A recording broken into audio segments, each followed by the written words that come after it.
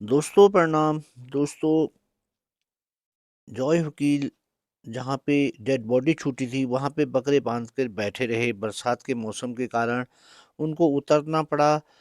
और अब इससे आगे जो सारी घटनाक्रम है मैं आपको सुनाने जा रहा हूँ। ये घटनाक्रम छोटे छोटे भागों में मुझे बनाना पड़ रहा है, इसके लिए मैं माफ़ी चाहता हूँ। बरसात का मौसम था। रात 10 बजे तक जॉय वकील इस बकरे पे उसी प्लेस पे बैठे रहे, परंतु बहुत तेज़ बारिश होने के कारण जब वो पूरी तरह भीग गए तो वे और अजहर दोनों उतरकर वापस नीचे कमरे पे आ गए। और ट्रैप कैमरे जो उस गाड़ी पे आए थे, हफड़ा दफड़ी में वो ट्रैप कैमरे गाड़ी से उतारना भूल गए और ट्रैप कैमरे वापस घनसाली चले गए। यानी यदि उस रात कोई ट्रैप कैमरा यदि लग जाता तो रात को गुलदार एक राउंड उसने पक्का उस प्लेस पे मारा होगा, तो कम से कम उसकी फ़ोटोग्राफ्स आ जाती और ये क्लियर हो जाता कि कौन सा गुलदार आदमखोर है। परंतु ट्रैप कैमरे इस हपड़ तपड़ में ट्रैप कैमरों को उतारना ही कोई गाड़ी से भूल गया। इसके बाद विधिवत मेहरगांव में एक कैंप जो था वो स्थापित किया गया। इसमें आरू नोटियाल ने जो यंग ब्लड लड़के थे जो नए फॉरेस्ट गार्ड बने हुए थे, उनको बारी बारी से कम 10 लड़कों को वहाँ पे नियुक्त किया गया और हर 5 दिन के बाद उनको बदला जाता और यही रोटेशन आगे के लिए लगातार चलता रहा। इनके लिए प्रत्येक कार्य बांट दिए गए। जैसे कुछ के लिए केवल पिंजरों की देखरेख और पिंजरों पे वेट बांधना, ये सारी कार्य उनको दिया गया। किसी को ट्रैप कैमरे का कार्य दे दिया गया, वो केवल ट्रैप कैमरे ही लगाएंगे और पैड बनाएंगे। कुछ के लिए केवल भोजन की व्यवस्था का काम दिया गया, वो केवल भोजन की व्यवस्था करेंगे, कितने लोग खाने वाले हैं, कितने आज कौन सी सब्जी बनेगी। कुछ को गुलदार के व्यवहार और गुलदार से कैसे बचा जा सकता है स्कूलों में अवेयरनेस प्रोग्राम के लिए चिन्हित किया गया। और कुछ को अचानक कोई मूवमेंट करना है उस समय, तो वे जो हैं वो कैंप पे एट ए टाइम उपस्थित रहेंगे। इस प्रकार उन नए फॉरेस्ट गार्डों को अलग अलग कार्य देकर उनके कार्यों का निर्धारण किया गया और हर 5-6 दिन बाद इन कार्यों को उनसे बदला भी गया। एक सुचारू और सोची समझी रणनीति थी और एक अनुभवी आरू की तरह उन्होंने ये बखूबी निभाया था।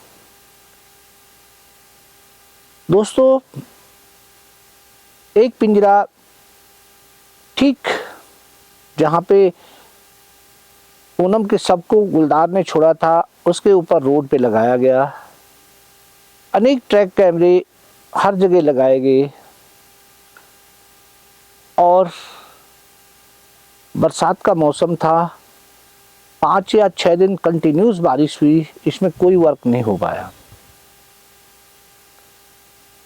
इस बीच एक गुलदार जो रोड पे जो पिंजरा लगा हुआ था, वहाँ पे भी पिंजरे पे किसी के द्वारा ट्रैप कैमरा लगा दिया गया। उस ट्रैप कैमरे से देखा गया कि एक गुलदार जो है उस पिंजरे पे लेटा हुआ है और वो पिंजरे को चारों ओर से देख रहा है। यानी वो पिंजरे के अंदर यदि ट्रैप कैमरा नहीं होता तो वो पिंजरे के अंदर घुस जाता। और उस फोटोज को देखकर सारे लोग जो अनुभवी शिकारी थे उनके द्वारा उसको नरगुलदार घोषित कर दिया गया। अब उसी जो पिंजरे पे आया था उसी गुलदार को आदमखोर माना गया। उस समय इनके द्वारा सड़कों पे सर्च किया गया तो बरसात के कारण सारे जो रास्ते थे वो झाड़ी झंकार के थे। बरसात में कभी बारिश आ जाती तो सब रास्तों पे पानी से ओस या गीलापन हो जाता, जिसको देख के गुलदार उस एरिया पे नहीं जाता बल्कि वह खुली सड़क का ही उपयोग करता है। और इन्हें बहुत काफ़ी गुलदार उस समय दिख रहे थे। वो बताते हैं कि जब भी रोड पे किसी सर्चिंग के लिए निकलते हैं तो गुलदार लगातार दिख रहे थे, परंतु आदमखोर कौन है इसकी पहचान न होने के कारण किसी भी गुलदार को फायर नहीं कर सके। इसी उधेड़-बुन में चलते चलते एक दिन लगभग 18 अगस्त की बात है, कैंप से थोड़ा दूरी पर कुछ महिलाओं को द्वारा बताया गया कि दिन में एक कुत्ते को गुलदार ने उठा दिया। तुरंत शिकारी दल वहां पहुंचा तो उनके द्वारा बताए गए स्थान पे जाने के लिए शिकारी दल को बहुत कड़ी कठिनाइयों का सामना करना पड़ा, क्योंकि पूरी झाड़ झंकार और ओस से भरी हुई वो घास की एक रेल थी। वहाँ से जब वो लोग नीचे उस कुत्ते के शव तक पहुँचे तो उन्होंने देखा कि वहीं चीड़ के पेड़ पर एक मादा गुलदार बैठी उस शव की रेखी कर रही है। गुलदार मादा थी और संभवतः शिकारियों के द्वारा गुलदार को नर माना गया था, इसलिए इसे छोड़ दिया गया और उसके बाद शिकारी दल वापस लौट आया। धीरे धीरे 23 अगस्त हो गई और परमिट की अंतिम तिथि आ गई। फिर डीएफओ पुनीत तोमर द्वारा वाइल्ड लाइफ चीफ से अनुरोध करने के बाद इसको 1 महीने और बढ़ा दिया गया। फिर वही रोटेशन लगातार चलता रहा, परंतु गुलदार दिख रहे थे, परंतु आदमखोर की पहचान अभी तक नहीं हो पाई थी। दिन में भी औरतों को गुलदार स्कूल, घास के प्लाउटों पे, इन जगह दिख रहे थे, परंतु वही प्रॉब्लम थी कि जब तक किसी गुलदार को चिन्हित न किया जाए तब तक उसे मारना संभव नहीं था। मेरी अपनी सोच के अनुसार यदि हम उन ट्रैप कैमरों की फ़ोटोज़ को ध्यान से देखते तो उसमें बहुत सारी फ़ोटोज़ उस आदमखोर गुलदार की भी थी जो शरीर से थोड़ा बड़ी लग रही थी, परंतु वह मादा थी और उस समय तक इनके द्वारा कुछ पंजों के ट्रेस नहीं लिए गए थे। यदि पंजों के ट्रेस भी लेते तो इस मादा गुलदार में एक विशेष खासियत ये देखी गई थी, जब इसको मारने के बाद इसके एक ही पंजा जो इसका काम कर रहा था, जिस पंजे पे पूरी गद्दी थी, और जो दाहिना पंजा था उस पे कोई गद्दी थी नहीं, तो उसका तो कोई फिगर आना नहीं था। परंतु जिस बाएं पंजे का यदि फिगर आता या फुटप्रिंट आता तो वो लगभग किसी मेल गुलदार के जैसा था, लगभग उसकी तरह वर्गाकार वो निकल रहा था। तो उससे भी इन्हें कोई सहायता मिलने की संभावना नहीं थी, क्योंकि जहाँ भी वो प्रिंट बाद में आया तो उसे लगभग मेल गुलदार ही माना गया।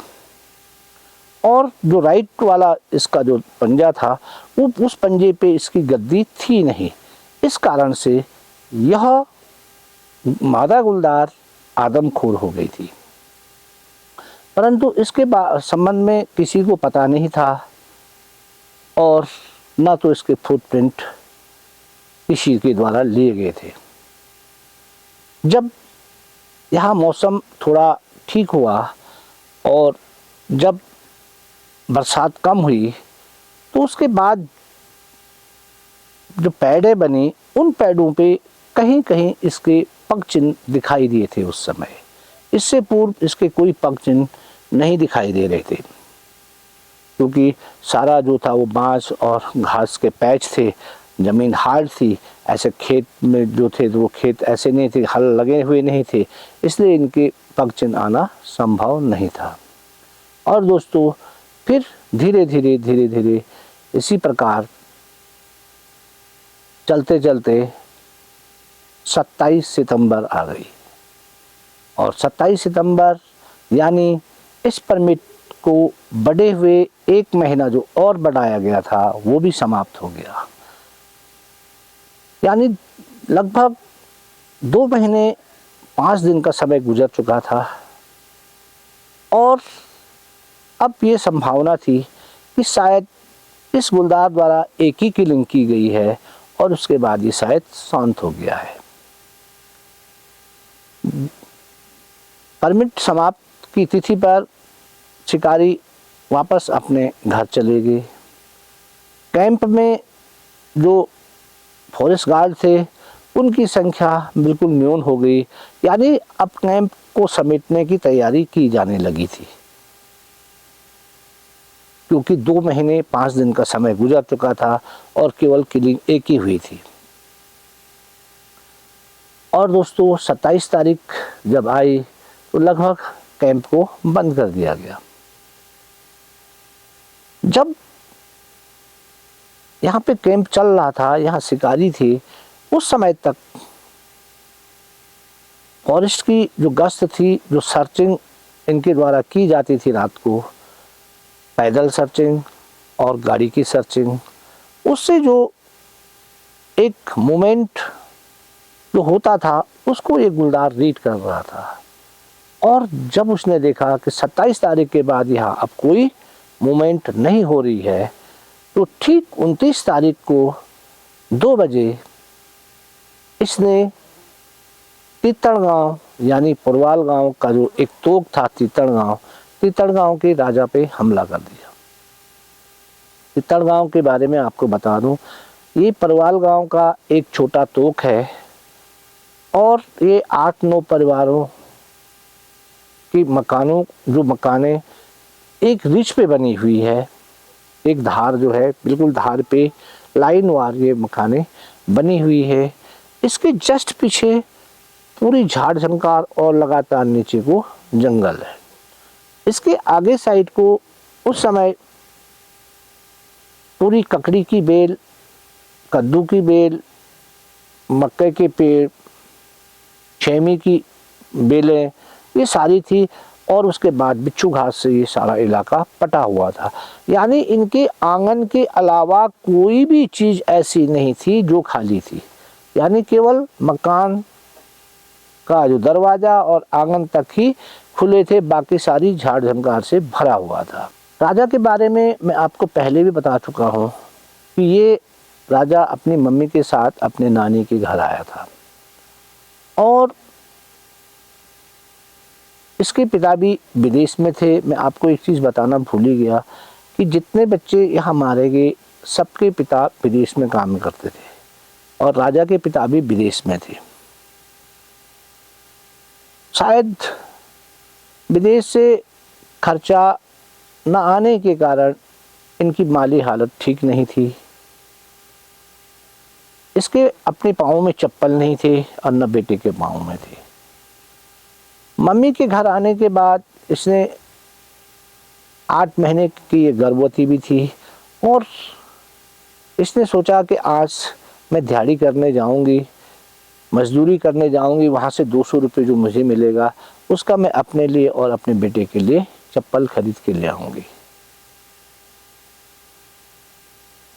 जब वो सुबह मजदूरी करने चले गई तो राजा अपने नानी के साथ और स्कूल से आने के बाद छोटे बच्चों के साथ खेल रहा था।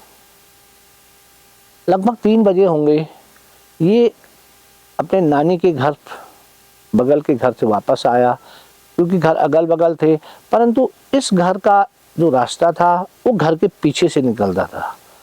पीछे से जो आम इधर उधर जाने का रास्ता था उस घर के पीछे से था, और उस रास्ते के ऊपर एकदम झाड़ झंकार और उसके बाद पूरा जंगल था, और वो जंगल उतराई में डाउन को नीचे तक चले जाता था। शायद गुलदार आकर इस रिज पे बैठ गया, और जब राजा इसके सामने से गुजरा तो बिल्कुल घर के सामने से इसने राजा को उठा लिया दिन में 3 बजे, और उसके बाद उस जंगल में नीचे की ओर लग गया। वो हल्ला हुआ फटाफट, तो उसी समय लोग नीचे को उन झाड़ियों को साफ करते हुए वहाँ तक पहुँचे जहाँ वो राजा को छोड़ के भाग गया था। उसकी माँ कहाँ उसको चप्पल लाने के सोच रही थी, अब देखा उसका बेटा ही इस दुनिया में नहीं था। तुरंत ये सूचना वन विभाग को दी गई, राजस्व को दी गई, और फिर तुरंत वहाँ पे जो सबसे नज़दीक जो शिकारी थे गंभीर भंडारी, उनसे संपर्क किया गया, जॉयस वकील से संपर्क किया गया, और गंभीर भंडारी लगभग 7 बजे उस प्लेस पे पहुँच गए। और जो फॉरेस्ट वाले अपना सामान समेट चुके थे वो फिर उसी कैंप पे वापस लौट गए। उस बॉडी पे गंभीर भंडारी बैठे रहे, परंतु शायद बहुत हो हल्ला, बहुत एक मोमेंट जो था लोगों का वो बहुत ज़्यादा होने के कारण ये गुलदार उस बॉडी पे नहीं आया। मैं आपको एक चीज़ और भी बता दूं, इस क्षेत्र में कच्ची शराब बहुत ज़्यादा बनती है और सारे लोग इस कच्ची शराब का सेवन करते हैं। जब मैं शुरू वहाँ गया था तो मैं ये सोच रहा था यार ये लोग लगातार शराब पिए हुए में दिख रहे हैं और हर से बदतमीजी भी कर रहे हैं, तो क्या इनके पास इतना पैसा होगा, क्योंकि एक बोतल 700 से लेकर 1000 के बीच मिनिमम वाली मिल जाती है, तो इतना पैसा इनके पास होगा। तो बाद में मुझे पता चला कि नहीं, ये तो यहीं कच्ची शराब बनती है और उसी का सेवन करके ये अपने को किसी राजा से कम नहीं समझते हैं। तब मुझे पता चला कि उसके पीने के बाद ये बिल्कुल एक राजशाही वाले उस पे आ जाते हैं। वहाँ भी यही हो हल्ला उनके द्वारा किया गया और आदमखोर वापस बॉडी पे नहीं लौटा। दूसरे दिन जॉय वकील वहीं चित्तरगांव पे जो मंदिर है अनफाल गांव के जाने वाले रास्ते पे, उस पे वो बकरे लेके बैठ गए और गंभीर भंडारी जहाँ पे उसके शव छोड़ा था उससे ऊपर गांव के नज़दीक एक मचान बना के कुत्ते पे बैठ गए। गाँव में फिर वही चित्तर गाँव में तो बहुत ही ज़्यादा हल्ला गुल्ला बहुत ज़्यादा होता था। 2-4 ही व्यक्ति थे, परंतु हल्ला बहुत ज़्यादा वो लोग करते थे और जो भी शराब पी के आ रहा था तो वो अपना आप ही बहुत ज़्यादा हल्ला कर रहे थे। तो जॉय वकील जब बैठे हुए थे, रात के 9 बज चुके थे, तो एक बार गांव में बहुत तेज़ हल्ला होता है। हल्ला होने पे उनका ध्यान उस ओर जाता है कि यार ये हल्ला एकदम क्यों हुआ, कहीं ऐसा तो नहीं कि गुलदार ने किसी दूसरे को उठा लिया है। इतने में गुलदार उनकी बकरी पे झपट लेता है और उनका ध्यान उस हल्ले की ओर था। क्योंकि बकरी अंधेरे में बंधी थी, इसलिए उन्हें ये महसूस नहीं हुआ कि गुलदार बकरी पे आ गया है। जब बकरी जमीन में गिरी और धम की आवाज़ हुई, तब उन्होंने देखा कि वास्तव में गुलदार उनकी बकरी को मार के भाग गया है। उस हल्ले के डिस्टर्ब के कारण उनका ध्यान उस ओर चले गया और वे थोड़ा देर वेट करने लगे कि ये गुलदार शायद फिर इस बकरी पे वापस लौटेगा और मैं इस पे फायर कर लूँगा। परंतु वो गुलदार वापस वहाँ नहीं लौटा, बल्कि वो गुलदार सीधे गंभीर भंडारी ने जहाँ कुत्ता वेट के रूप में बांधा था उस कुत्ते पे इस गुलदार ने हमला कर दिया और गंभीर भंडारी ने तुरंत लाइट बाल के उस गुलदार पे फायर कर दिया।